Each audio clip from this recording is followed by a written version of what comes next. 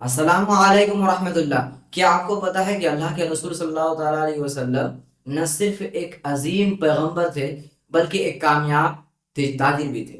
اس لیے آپ صلی اللہ تعالیٰ علیہ وسلم کی تجارتی زندگی ہمارے لیے ایمانداری، صداقت، دیانتداری اور ایک کامیاب تجارت کے بہترین اصول فراہم کرتی ہے۔ اس لیے آج کی ویڈیو میں ہم انشاءاللہ آپ صلی اللہ تعالیٰ علیہ وسلم کی تجارتی زندگی کے اصول کیا تھے اسے بیان کرنے کی کوشش کریں گے، اور ساتھ میں آپ نے اخلاقی اصول کس طرح کے اپنائے انشاءاللہ ہم اس کو بھی ذکر کرنے کی کوشش کریں گے۔ لیکن اس سے پہلے ہم ضرور یہ کہیں گے کہ آپ اپنے تجارتی سوالات ہمارے کمنٹس باکس میں ضرور کیجئے گا۔ میرے احباب، اب ضرور سنے ہوں گے کہ اللہ کے رسول صلی اللہ تعالیٰ علیہ وسلم کی زندگی بچپن ہی سے ایک تجارتی ماحول سے جڑی ہوئی تھی۔ آپ کو یاد ہوگا کہ آپ صلی اللہ تعالیٰ علیہ وسلم بچپن ہی میں اپنے چچا ابو طالب کے ساتھ تجارتی قافلے میں سفر کیے اور تجارتی ماحول کو بہت ہی قریب سے دیکھا۔ اسی طرح ایام گزرتے گئے، آپ صلی اللہ تعالیٰ علیہ وسلم جب 25 سال یعنی 25 کے ہو گئے تو پھر آپ صلی اللہ تعالیٰ علیہ وسلم نے حضرت خدیجہ رضی اللہ تعالیٰ عنہا کی تجارتی قافلے کو سنبھالا اور اس تجارتی قافلے کو ایمانداری، دیانتداری اور ایک اچھے انداز میں مینج کی۔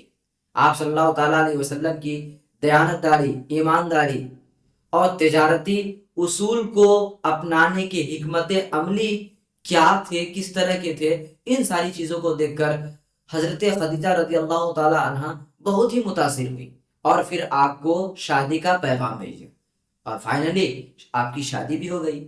آپ صلی اللہ تعالیٰ علیہ وسلم نے اپنے اس پریکٹیکل اینڈ تجارتی لائف سے لوگوں کو زبردست اصول فراہم کیے۔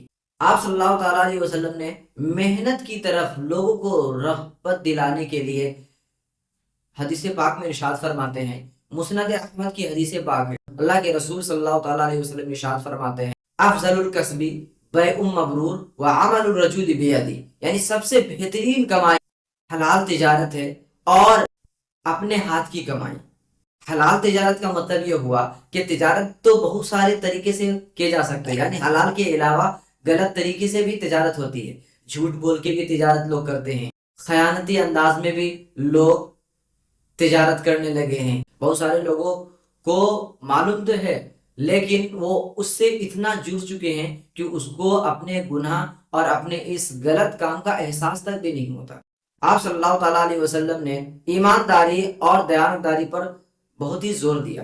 اللہ کے رسول صلی اللہ تعالیٰ علیہ وسلم ارشاد فرماتے ہیں، ترمذی شریف کی حدیث پاک ہے، التاجر الصدوق الامین مع النبیین والصدیقین والشہداء، یعنی ایک سچا اور ایماندار تاجر کل قیامت کے دن انبیاء، صدیقین اور شہداء کے ساتھ ہوں گے۔